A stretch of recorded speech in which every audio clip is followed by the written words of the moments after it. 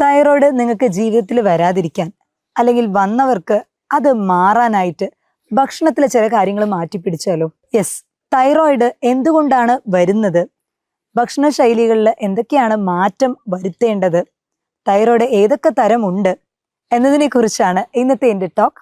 ഇത് നിങ്ങളുടെ doctor Jumana Haseen AG, doctor Jumana's homeo care, Vadakkanchery, Palakkad.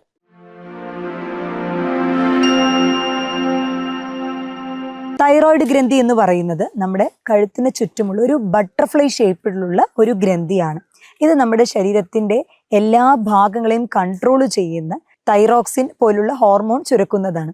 ഈ തൈറോയ്ഡ് ആണ് നമ്മുടെ ശരീരത്തിന്റെ മെറ്റാബോളിസം, അതായത് നമ്മുടെ വെയിറ്റ് കൂടണോ വെയിറ്റ് കുറയ്ക്കണോ, നമ്മുടെ ദഹന പ്രക്രിയ, അങ്ങനെ എല്ലാത്തിനെയും കൺട്രോൾ ചെയ്യുന്നത് ഈ തൈറോയ്ഡാണ്. ഈ തൈറോയിഡിന്റെ പ്രശ്നങ്ങൾ കൂടുതലായിട്ടും കണ്ടുവരുന്നത് സ്ത്രീകളിലാണ്. തൈറോയ്ഡ് പൊതുവെ 2 തരമുണ്ട്, ഹൈപ്പോതൈറോയിഡിസവും അതേപോലെ ഹൈപ്പർ തൈറോയിഡിസവും. ഈ ഹൈപ്പോതൈറോയിഡിസം എന്ന് പറയുന്നത് പൊതുവെ തടി കൂടുന്ന പ്രകൃതം ആണെങ്കിലും നമ്മൾ യൂഷ്വലി അത് ഡയഗ്നോസ് ചെയ്യുന്നത് TSHന്റെ വാല്യൂ വെച്ചിട്ടായിരിക്കും.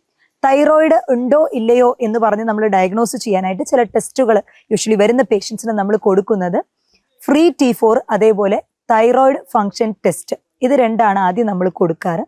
ഇതിൽ ഈ തൈറോയ്ഡ് ഫംഗ്ഷൻ ടെസ്റ്റിൽ T3, T4 എന്ന് പറയുന്ന ഹോർമോണും TSHും നമ്മൾ തൈറോയ്ഡ് സ്റ്റിമുലേറ്റിംഗ് ഹോർമോണും ടെസ്റ്റ് ചെയ്യാറുണ്ട്. ഈ ഹൈപ്പോതൈറോയിഡിസം എന്ന് പറയുന്ന കേസുകളിൽ ഈ TSHന്റെ ലെവല് വളരെ ഹൈ ആയിട്ട് കാണിക്കപ്പെടും. അതായത് നോർമൽ വാല്യൂ ഒരു 2 to 3 ആണെന്നുണ്ടെങ്കിൽ ഇത് 5ഉം 6ഉം ചിലർക്ക് 10ഉം 15ഉം വരെയുള്ള വാല്യൂസ് കാണപ്പെടാറുണ്ട്. ഈ തൈറോയിഡിന്റെ വാല്യൂ കൂടുന്തോറും നമ്മുടെ മെറ്റബോളിസം എന്ന് പറയുന്നത്, അതായത് ശരീരത്തിന്റെ ദഹന പ്രക്രിയകളും മറ്റ് എല്ലാ ആക്ടിവിറ്റീസും സ്ലോ ഡൗൺ ആകാൻ തുടങ്ങും. അതുകൊണ്ടാണ് ഈ ഹൈപ്പോതൈറോയിഡിസം കേസസിൽ എല്ലാത്തിലുമല്ല എന്നാലും മെജോറിറ്റിയിലും തടി കൂടി വരാനുള്ള കാരണം മെറ്റബോളിസം റേറ്റ് കുറയും, അപ്പൊ ബോഡി വെയിറ്റ് കൂടി വരാനുള്ള സാധ്യതകൾ കൂടുതലാണ്.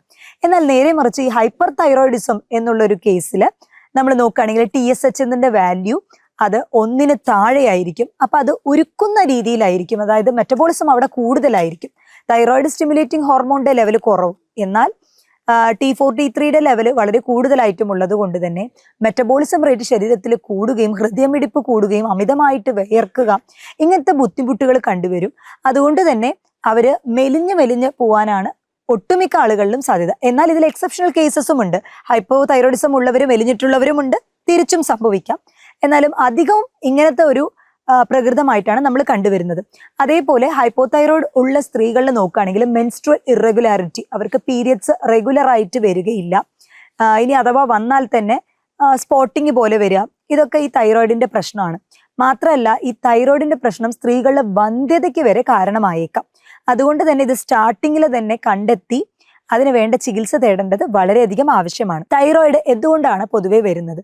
നമ്മുടെ പ്രതിരോധ ശേഷിയിൽ വരുന്ന പ്രോബ്ലം കൊണ്ടാണ് ഈ തൈറോയിഡിന്റെ ആ ഒരു ഹോർമോൺ ചുരക്കുന്നതിൽ വ്യതിയാനങ്ങൾ വരുന്നതും. അത് TSH, T4, T3 ഇതിന്റെ ആ ഒരു സെക്രീഷനെയും ബാധിക്കുന്നുണ്ട്. ഇതിൽ തന്നെ ഓട്ടോ ഇമ്മ്യൂൺ തൈറോയിഡ് ഉണ്ട്, അതായത് സ്വന്തം പ്രതിരോധ ശേഷിനെ നശിപ്പിക്കുന്ന ഒരു ഹൈപ്പോതൈറോയിഡിസം കേസാണ്. അതിന് ഹാഷിമോട്ടോസ് തൈറോയിഡൈറ്റിസ് എന്ന് പറയും. അത് അമിതമായിട്ടുള്ള സ്ട്രെസ് കാരണം ജനിതകപരമായിട്ട് സ്ത്രീകളിലാണ് കൂടുതലായിട്ടും കാണപ്പെടുന്നത്. പൊതുവെ പ്രതിരോധ ശേഷി ഏറ്റവും കൂടുതൽ ഉള്ളത്, അതായത് ആന്റിബോഡീസ് കൂടുതലുള്ളത് സ്ത്രീകളിലാണ് പുരുഷന്മാരെ അപേക്ഷിച്ച്. പക്ഷേ ഈ ഒരു ആന്റിബോഡീസ്, ഈ പ്രതിരോധ ശേഷി ഒരു പരിധിയിൽ കവിഞ്ഞ് 40 കവിഞ്ഞ സ്ത്രീകളിലൊക്കെ അത് സ്വന്തം ഇമ്മ്യൂൺ സെൽസിനെ തന്നെ അറ്റാക്ക് ചെയ്യാനായിട്ട് തുടങ്ങും. അങ്ങനെ വരുമ്പോൾ തൈറോയിഡിന്റെ ഗ്രന്ഥി അത് ആക്ട് ചെയ്യുന്ന സമയത്ത് അത് വീക്കം ഉണ്ടാവുക, അതേപോലെ തന്നെ ക്ഷീണം അനുഭവപ്പെടുക, അങ്ങനെ തൈറോയിഡിന്റെ ഫംഗ്ഷനിങ്ങിനെ തന്നെ ടോട്ടലായിട്ടും അത് ബാധിക്കുന്നുണ്ടാവും. ഈ ഹാഷിമോട്ടോസ് തൈറോയിഡൈറ്റിസ് നമ്മൾ ഡയഗ്നോസ് ചെയ്യുന്നത് ഇതിന്റെ കൂട്ടത്തിൽ തന്നെ TPO ആന്റിബോഡി പോസിറ്റീവ് ആണോ ഇല്ലയോ എന്ന് നോക്കിയും കൂടിയിട്ടാണ്.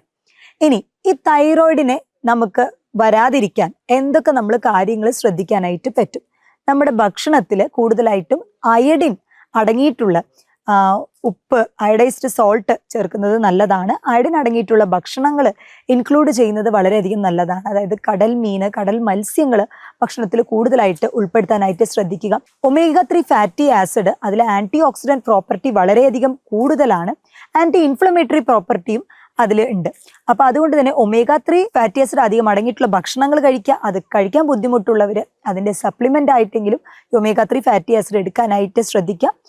ഭക്ഷണത്തിൽ പൊതുവെ തൈറോയിഡ് ഉള്ളവരിൽ നമ്മൾ ഈ ബ്രൊക്കോളി, കോളിഫ്ലവർ ഇതൊക്കെ അവോയ്ഡ് ചെയ്യാൻ പറയാറുണ്ട്. എന്നാൽ എല്ലാ കേസിനും ഇത് ഒരേപോലെയല്ല. ചില സമയങ്ങളിൽ ഈ ഹാഷിമോട്ടോസ് ഉള്ളവർക്കൊക്കെ നമ്മൾ ഇത് കഴിക്കാം എന്ന് തന്നെ പറയാറുണ്ട്.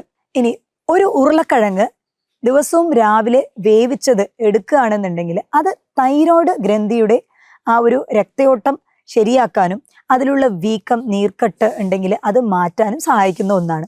ഈ തൈറോയിഡിന്റെ പ്രശ്നത്തിൽ പെടുന്ന വേറൊരു വിഭാഗമാണ് ഈ ഗോയിറ്റർ എന്ന് പറയുന്നത്. അതായത് തൈറോയിഡ് ഗ്രന്ഥി വീക്കമായി വരിക. അപ്പോൾ കഴുത്തിന് ചുറ്റും ഇങ്ങനെ സ്വെല്ലിംഗ് ആയിട്ട് നിൽക്കുന്ന ഒരു അവസ്ഥ ഉണ്ടാവാറുണ്ട്. പിന്നെ അതേപോലെ തന്നെ എക്സോഫ്താൽമിക് ഗോയിറ്റർ എന്ന് പറയും, അതായത് കണ്ണൊക്കെ പുറത്ത് തള്ളി, അത് തൈറോയിഡിന്റെ തന്നെ സിവിയർ സ്റ്റേജാണ്. സിവിയർ സ്റ്റേജ് ഉള്ളതൊക്കെ നമ്മൾ എന്തായാലും അതിനനുസരിച്ച് മെഡിക്കേഷനൊക്കെ എടുത്തിട്ട് തന്നെ ആയിരിക്കും ട്രീറ്റ്മെന്റ് മുന്നോട്ട് കൊണ്ടുപോകാൻ പറ്റുക. സ്റ്റാർട്ടിങ് സ്റ്റേജിൽ തന്നെ ഇപ്പോൾ ആദ്യമായി ഇപ്പോൾ തൈറോയിഡ് ഇപ്പോൾ കണ്ടു 2 മാസമായിട്ടുള്ളൂ, അങ്ങനെ ഡയഗ്നോസ് ചെയ്ത കേസുകളിൽ നമുക്ക് ലൈഫ് ലോങ് മെഡിസിനോ സപ്ലിമെന്റോ ഒന്നും എടുക്കാതെ തന്നെ നമ്മുടെ മെഡിസിൻസിലും അതേപോലെ തന്നെ നമ്മൾ ഡയറ്റ് ഷെഡ്യൂൾ ചെയ്ത് കൊടുക്കുന്നതനുസരിച്ച് അത് മാറ്റാനായിട്ട് സാധിക്കും. ഇനി അതേപോലെ തൈറോയിഡ് നൊഡൂൾസ് ഉണ്ടാവും ചിലർക്ക്.